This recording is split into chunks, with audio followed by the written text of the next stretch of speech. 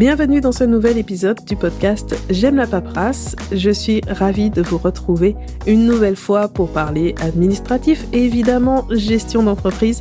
Mais aujourd'hui, le sujet ne concerne pas que les micro-entreprises, mais finalement tout type d'entreprise. À partir du moment où vous vous lancez dans l'entrepreneuriat, les questions d'assurance vous concernent. Et on va voir que le sujet est plus large que ce à quoi on pense immédiatement, alors qu'il y a de vrais enjeux derrière. On va voir en gros 4 types d'assurance indispensables. On va voir ce qui est obligatoire ou non. Et le dernier type d'assurance, celle qui est certainement le plus souvent négligée et peut-être la plus importante. Je ne m'attarde pas plus et je vous souhaite une bonne écoute.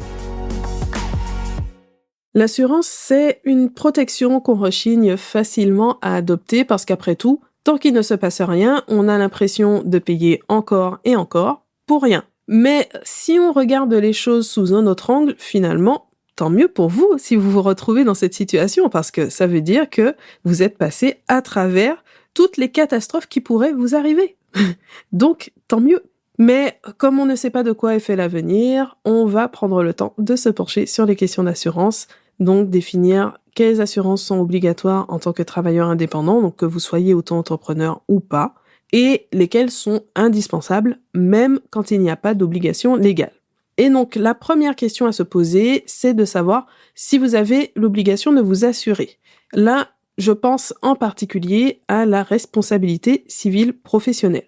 On peut parfois lire ou entendre des messages qui prennent quelques raccourcis en disant, par exemple, qu'on serait obligé de souscrire à une assurance responsabilité civile professionnelle ou RC Pro, quelle que soit l'activité. Et dans la plupart des cas, c'est faux.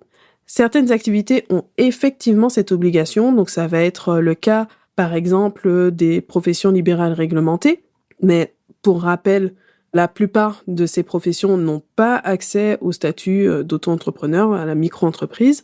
C'est aussi le cas pour beaucoup de métiers d'artisanat, tout ce qui est métier du BTP par exemple, ou encore les chauffeurs de taxi. Voilà, pour donner quelques exemples.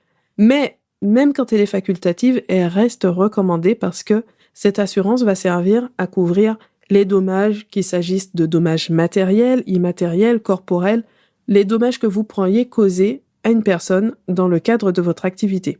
Donc, y compris quand le préjudice est dû à une erreur de votre part, non, erreur involontaire bien sûr, mais du coup, il y a quelqu'un qui a subi un dommage, donc ça peut être votre client, ça peut être un tiers, et tout ça dans le cadre de votre activité professionnelle. Certaines assurances vont être plus spécifiques, donc comme la garantie décennale pour les métiers du BTP, dont je parlais tout à l'heure, qui est en réalité donc une assurance responsabilité civile avec ses particularités. Et même là, le caractère obligatoire n'est pas systématique, mais ça reste une recommandation et en plus, un argument qui peut rassurer les clients. Donc, première assurance de base, la responsabilité civile professionnelle. Ensuite, peut-être que vous avez besoin de couvrir des biens en fonction de votre activité. Donc, ici, il s'agit des biens au sens large, les locaux, le matériel, des stocks de marchandises, des stocks de matières premières, etc. Finalement, c'est la même logique que quand vous souscrivez à une assurance pour couvrir votre logement ou votre voiture en tant que particulier. Et là, donc, l'assurance multirisque va permettre d'être indemnisé en cas de vol, de dégradation, de destruction, par exemple suite à un dégât des eaux ou un incendie. Donc encore une fois, ce sont des exemples, Comme pour toute assurance, la couverture va énormément varier d'un contrat à un autre et il est vraiment important de bien définir vos besoins pour vérifier que le contrat qu'on vous propose va vraiment correspondre à vos besoins. Alors en pratique, l'assurance multirisque, elle est prévue pour sa polyvalence. Bon, c'est un peu dans le nom, multirisque. Donc ce type d'assurance va couvrir plusieurs types de risques qui pourraient faire l'objet de contrats séparés. En plus de l'aspect protection des biens, en général, donc vous avez la responsabilité civile qui va être incluse dans ce contrat. Vous pouvez avoir aussi une indemnisation au titre de la perte d'exploitation, la garantie perte d'exploitation. Donc ça, c'est ce qui va couvrir l'absence de chiffre d'affaires quand, par exemple, il y a un incident dans vos locaux professionnels, il y a eu un dégât des eaux, ça vous empêche de poursuivre l'activité, vous êtes obligé de tout arrêter le temps que les locaux soient remis en état.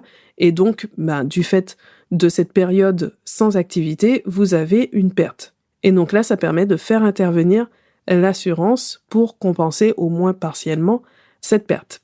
Donc, il y a plein de possibilités et en général, vous avez une couverture de base et une panoplie d'options pour ajuster le contrat au cas par cas. Alors parfois, on se pose la question de la nécessité de mettre en place un contrat professionnel alors que le risque est déjà couvert à titre personnel. C'est un problème en fait plus large, c'est un problème assez fréquent avec les assurances, c'est que d'une manière générale, on ne sait pas toujours si un risque est déjà couvert ou non. Et parfois, c'est effectivement redondant.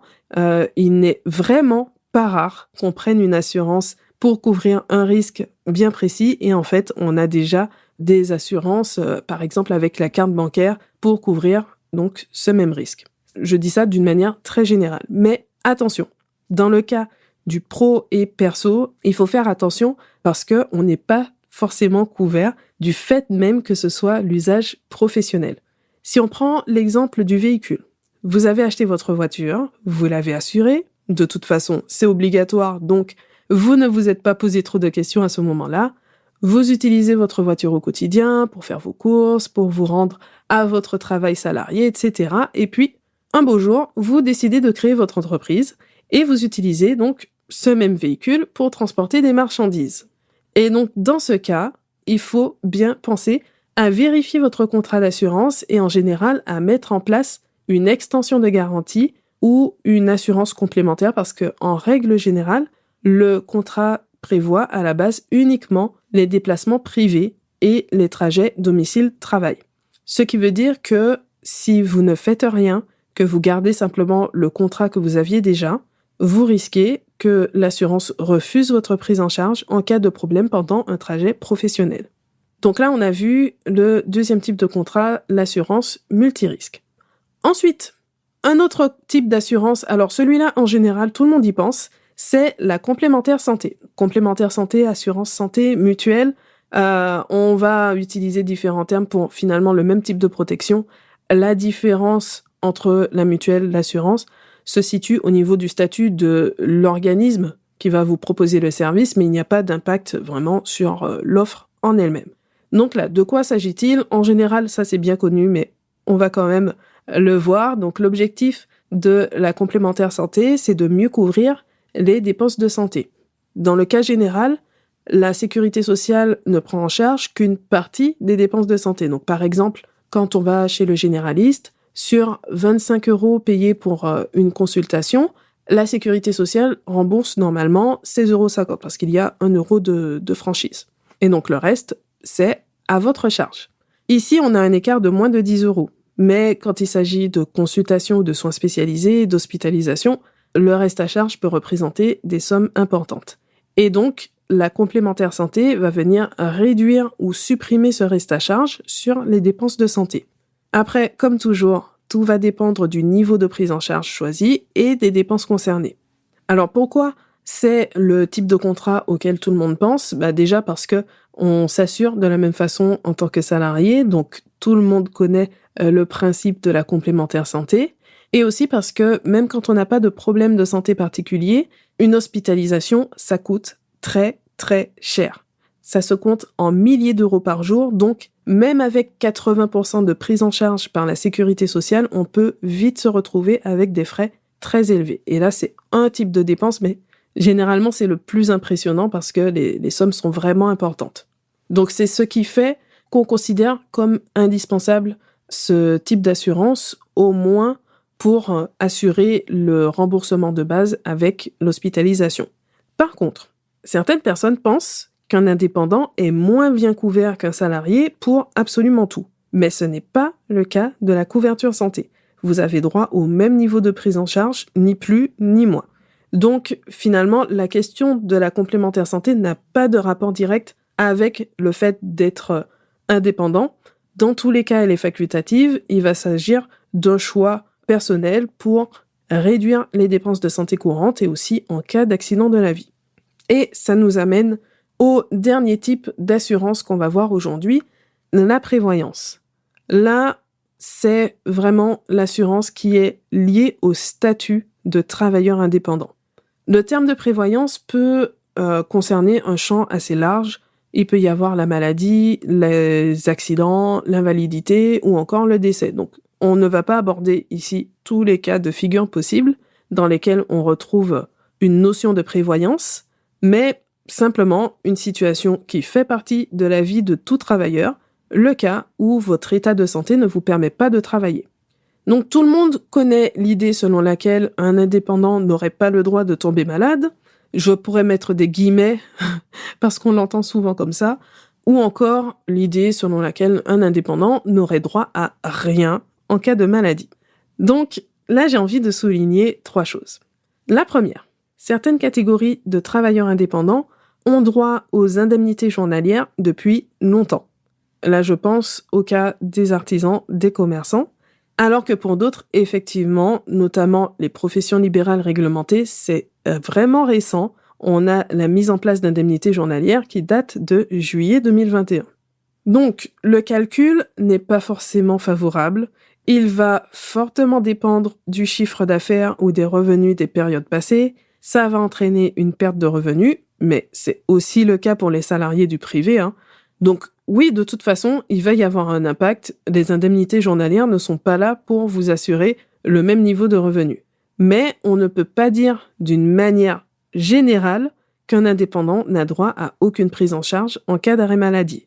Parfois, effectivement, ça va être tellement faible que c'est comme s'il n'y avait rien, mais dans d'autres cas, ça va représenter quand même quelque chose qui limite un peu la casse. Donc ça, c'est la première chose. Ensuite, deuxième chose, quand on entreprend, en général, il y a une certaine quête de liberté. Ne plus avoir de patron, gérer librement son temps, etc. Bon, ce sont les choses qui reviennent très, très, très souvent.